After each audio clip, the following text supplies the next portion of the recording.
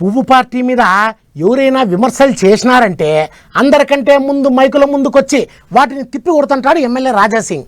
ఎందాకైతే అందాక, చూసుకుందామంటే చూసుకుందాం అన్నట్టే మాట్లాడుతుంటాడు. అస్సలు భయపడుకోకుండా వార్నింగ్లు ఇచ్చేస్తుంటాడు. అయితే ఇన్ని రోజులు ఎమ్మెల్యే రాజాసింగ్కి ఒక్క రాజకీయమే తెలుసు అనుకున్నాం, కానీ సారు లోపల దండిగా కళలే దాగుండాయి. మాటలే కాదు, పాటలు కూడా పడుతున్నాడు సారు. వినండి.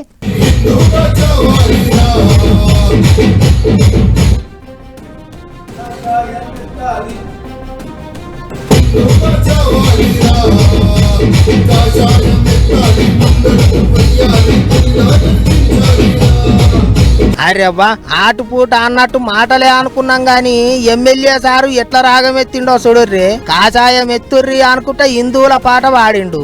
ఇగో ఇంకేమన్నాడో చూడర్రే. ఈ సంవత్సరం ఫస్ట్ టైం నేను ఒక తెలుగు పాట నేను పాడినాను.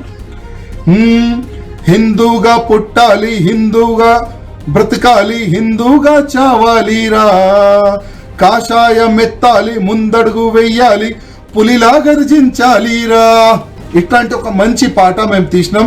విన్నారా, మంచి పాట పాడిండట సారు. శ్రీరామనవమికి పాటను విడుదల చేస్తారట. రామభక్తుడు కాబట్టి నవమి పండుగకు ఎప్పటికి గిట్లనే పాటలు పాడుతుంటాడు సారు. ఇక ఈసారి కూడా పట్నంలో శ్రీరామనవమి శోభాయాత్ర కొరకు ఏర్పాట్లు మస్తు జోరుగా చేస్తున్నారట.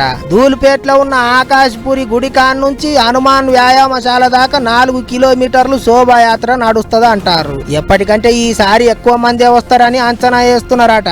పోయినసారి లెక్కనే ఈసారి కూడా పెద్ద పెద్ద శ్రీరాముడి విగ్రహాలు, అంజన్న, ఛత్రపతి శివాజీ విగ్రహం అన్ని తయారు చేపిస్తున్నారట. మీదికెళ్లి రాజాసింగ్ సారు పాటలతోని కూడా ధూమ్ ధామ్ చేస్తా అంటున్నాడు. చూస్తుంటే శ్రీరామనవమికి పట్నంలో దుమ్ములేసేటట్టే ఉన్నది ఈసారి. అన్నేమో గాని గోశామాలు మొత్తం రాజాసింగ్ పాటలే వినిపించేటట్టున్నాయి. మరి చూడాలి ఎట్టెట్టయితుందో.